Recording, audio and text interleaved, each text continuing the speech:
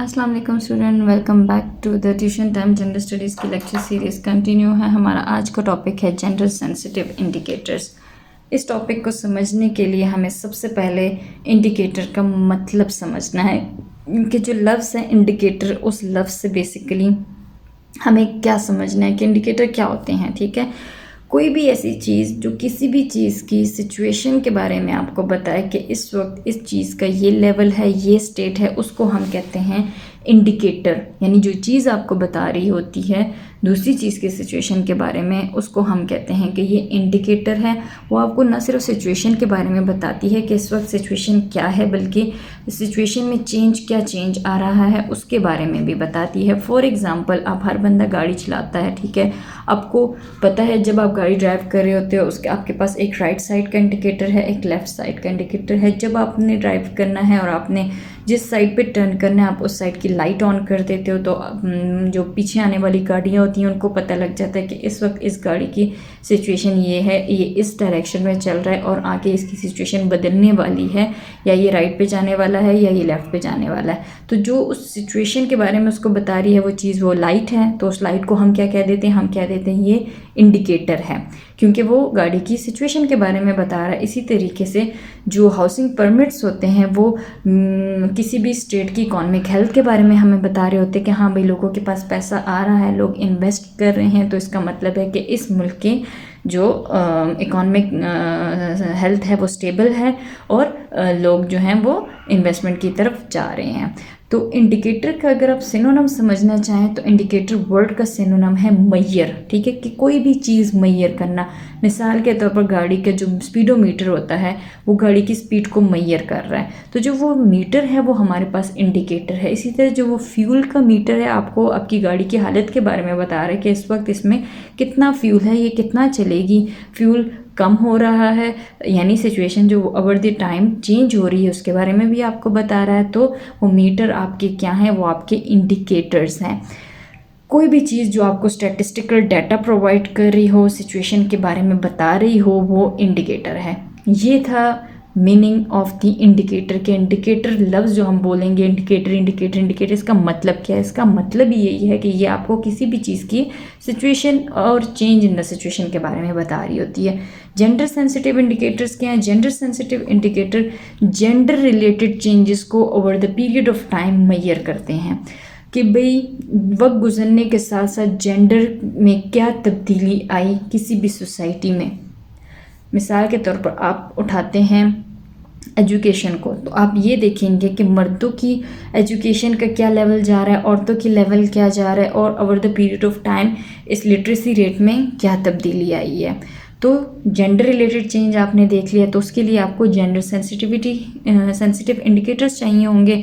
ये इंडिकेटर्स आपके क्वांटिटेटिव हो सकते हैं अगर ये सेक्स डिसएग्रीगेटेड डाटा पे बेस कर रहे हों, जो कि मर्दों और औरतों के लिए सेपरेटली कलेक्ट किया जाए और देन उसको सेपरेटली एनालाइज किया जाए, तो इसका मतलब है कि आपने सेक्स डिसएग्रीगेटेड डाटा यूज़ किया है।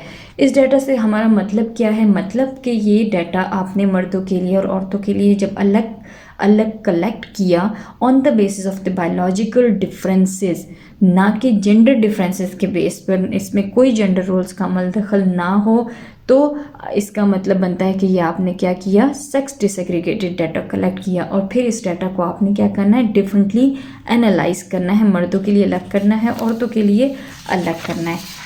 जेंडर सेंसिटिव इंडिकेटर्स जो हैं वो किसी भी सोसाइटी में या किसी भी सेटिंग में मर्दों और औरतों की सिचुएशन को मैयर कर रहे होते हैं, और नतीजे में जो सा गैप आ रहा होता है मर्दों और औरतों के बीच में, उस गैप को मैयर कर रहे होते हैं कि सिचुएशन कहाँ पे जा रही है, मर्दों और औरतों के बीच में कितना डिस्टेंस बढ़ गया है, मर्द कितने आगे निकल चुके हैं, औरतें कितने पीछे रह चुकी हैं, औरतें कितनी आगे निकल चुकी हैं, मर्द कितने पीछे रह चुके हैं। इस गैप को मैयर करने के लिए हम जेंडर सेंसिटिव इंडिकेटर्स यूज़ करते हैं। जेंडर सेंसिटिव इंडिकेटर्स जो हैं वो आपको किसी भी सोसाइटी के जेंडर रोल्स के बारे में भी इंफॉर्मेशन देंगे, या उसकी सोसाइटी की इनइक्वालिटीज़ को भी हाईलाइट करेंगे, एंड देन इन रिटर्न वो इनकरेज करेंगे इक्वल पार्टिसिपेशन को। जब आपका गोल हो कि आपने इक्वालिटी अचीव करनी है, तो जो काम मर्द कर रहे हैं आप उन्हीं कामों के लिए औरतों को भी इनकरेज करेंगे कि आप भी सेम काम करें, देन इन रिटर्न आपके जो बेनिफिशरीज मिल रही हैं उनकी जो डिस्ट्रीब्यूशन है वो भी इक्वल होनी चाहिए मर्दों के लिए औरतों के लिए।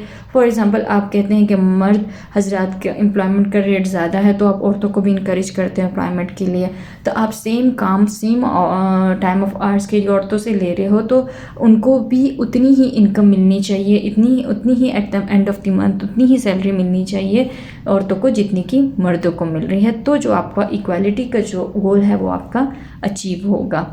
अब जेंडर इंडिकेटर्स दो टाइप के होते हैं, एक है क्वांटिटेटिव इंडिकेटर, एक है क्वालिटेटिव इंडिकेटर। जब आप फैक्ट्स एंड फिगर का डाटा कलेक्ट करते हो मेंस एंड वुमेन्स के बारे में तो इसका मतलब है कि आपने क्वांटिटेटिव डाटा को यूज़ किया है। जब आप मिसाल के तौर पर आप लेवल ऑफ एम्पावरमेंट मेजर कर रहे हो औरतों का, या फिर आप एटीट्यूड चेंजेस जो जेंडर इक्वालिटी के बारे में है उसको मेजर करना चाह रहे हो तो आप क्वालिटेटिव, यानी आप एक क्वालिटी को मेजर करना चाह रहे हो तो आपने क्वालिटेटिव इंडिकेटर्स उठाने हैं। ये बेसिकली रिसर्च टॉपिक है। जब आपने जेंडर के रिलेटेड कोई रिसर्च करनी है किसी भी टॉपिक पर तो आपको या तो क्वांटिटेटिव यूज़ करने इंडिकेटर या क्वालिटेटिव इंडिकेटर्स। बेस्ट ऑप्शन है कि आपने हमेशा दोनों को यूज़ करना है, तभी जितने भी आपके रेलेवेंट एस्पेक्ट्स होंगे टॉपिक से रिलेटेड वो कवर होंगे। अगर आप सेपरेटली इनको यूज़ करोगे तो आपके पास जो डाटा आएगा हो सकता है वो आपको मिसलीड करे, फैक्ट्स एंड फिगर्स कुछ कह रहे हों, तो जब आप क्वालिटेटिव को उठाएं तो उसका आपके पास रिजल्ट कुछ और आए। तो बेस्ट ऑप्शन है कि आप दोनों को सामने रखते हुए दोनों को कंबाइन करके और कुछ मेथडोलॉजीज़ को यूज़ करके अपना डाटा कलेक्ट करें, देन आपके पास एक अच्छी डाटा आपके पास मिल जाएगा कि आप उससे रिलेटेड अपना कोई भी सोल्यूशन निकाल सको। अपने जिस प्रॉब्लम के लिए भी आपने वो डाटा किया है कलेक्ट किया है आपको डिसीजन मेकिंग में आसानी हो जाएगी। जब आप दोनों को यूज़ करोगे जेंडर सेंसिटिव इंडिकेटर्स को, यानी क्वांटिटेटिव को भी क्वालिटेटिव को भी, तो आपके पास क्या होगा, मतलब आपको क्या मिलेगा इन रिटर्न। सबसे पहला पॉइंट है कि आपके पास ज़्यादा बेहतर डाटा आएगा, ज़्यादा रिच डाटा आएगा। डाटा जितना ज़्यादा आपके पास आता है उतना आपके पास फैक्ट्स एंड फिगर अच्छे आते हैं और आपको आपका जो टॉपिक की रिसर्च होती है वो बेहतर तरीके से हो सकती है, तो आपके पास रिचर डाटा आएगा। इसी तरीके से ये जो जेंडर सेंसिटिव इंडिकेटर ये एक्ट करते हैं एज स्ट्रेटेजिक लीवर किसी भी जेंडर मेन स्ट्रीमिंग के लिए, मतलब आपने कोई स्ट्रेटेजी बनानी है उसमें ये आपको हेल्प करेंगे। कोई केस है जिसके बारे में आप एक्शन लेना चाह रहे हैं तो ये एडवोकेसी में आपको हेल्प करेगा, आपको डिफरेंट पॉइंट्स जो हैं उसको हाईलाइट कर देगा, आप उस पॉइंट को सामने मद्देनज़र रखते हुए उसका सॉल्यूशन निकालेंगे। आपको बेटर प्लानिंग इनेबल करता है, ना सिर्फ बेटर प्लानिंग बल्कि आपको इम्प्लीमेंटेशन करना भी सिखाता है, ठीक है।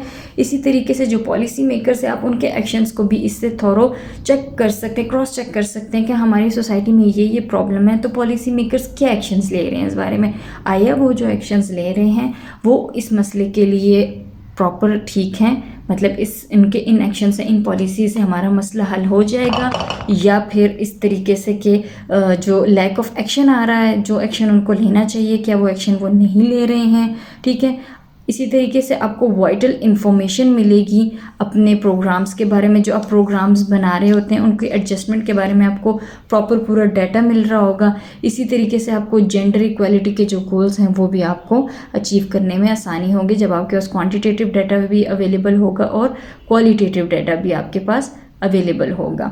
सेम अब हम आपको देखते हैं एग्जांपल्स आपको मैं बता देती हूँ जेंडर सेंसिटिव इंडिकेटर्स की, कि मिसाल के तौर पर आप डेवलपमेंट पे स्टडी करना चाह रहे हो तो आप इसको उठा सकते हो, इससे रिलेटेड आप क्वांटिटेटिव डाटा उठाओ, क्वालिटेटिव डाटा उठाओ, ठीक है, देन आप अपना कंक्लूजन निकालो। इक्वालिटी पे आप कर सकते हो, आप पावर के बारे में कर सकते हो, आप पॉवर्टी के बारे में, एजुकेशन, हेल्थ, वायलेंस, ये सारे टॉपिक्स हैं। आपका टास्क ये है कि आप अपने नोट्स उठाएं, आप देखें, आप डाटा कलेक्ट करें रिलेटेड टू डेवलपमेंट कि कोई भी पीरियड ऑफ टाइम ले लें कि इतने अरसे से लेकर इतने अरसे में मर्दों के डेवलपमेंट का लेवल का क्या है, औरतों का क्या है, और क्या बैरियर्स आ रहे हैं, अगर कोई गैप आ रहा है इन दोनों के बीच में। इसी तरह आप इन सब टॉपिक्स पे इक्वालिटी को आप अपनी सोसाइटी में चेक करें, पावर को, पॉवर्टी को, एजुकेशन, हेल्थ, वायलेंस, इन सब टॉपिक्स को आप कवर अप करें कि इन इंडिकेटर्स को यूज़ करते हुए डाटा अपना रफली बनाए, मेंस का लें, फीमेल्स का लें, देन आप देखें कि क्या इनमें गैप आ रहा है, कौन से बैरियर्स हैं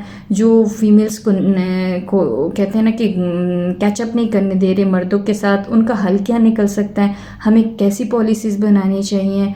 कि वो हमारी सोसाइटी को एक बेहतर जगह बनाने के में आप कह सकते हैं अहम किरदार अदा करे कि ये सोसाइटी मर्दों के लिए भी उतनी ही अच्छी हो जितनी कि औरतों के लिए हो, या औरतें भी इतनी ही सुकून में रहें जितने के सोसाइटी के मर्द हैं, यानी दोनों को इक्वल तरीके से ट्रीट किया जाए। तो ये था आज का टॉपिक, छोटा सा टॉपिक था gender sensitive indicators. I hope आपको समझ आ गया होगा।